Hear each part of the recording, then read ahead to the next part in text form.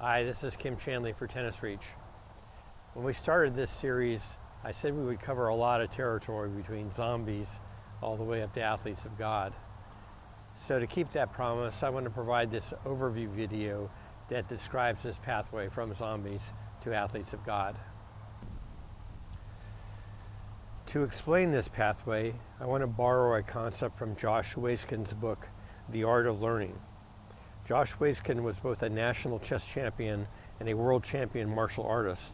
And he wrote this book specifically to describe the step-by-step process of becoming a champion in any domain, whether it's chess or the martial arts.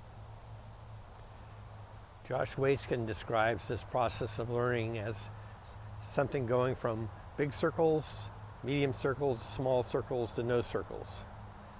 And I think it's the best book that I've ever read about the art of learning. So in regards to tennis, we start off with teaching kids big circles. Their movements are very large, their swings are very large and inefficient.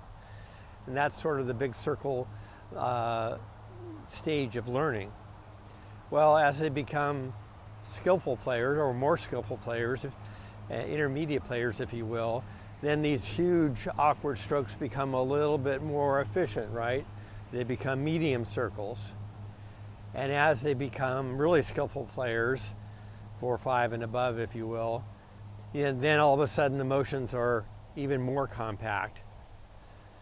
Now what Josh Waiskin says is that that's the normal path for learning for most people, but other champions go on to a higher stage, which is called no circles.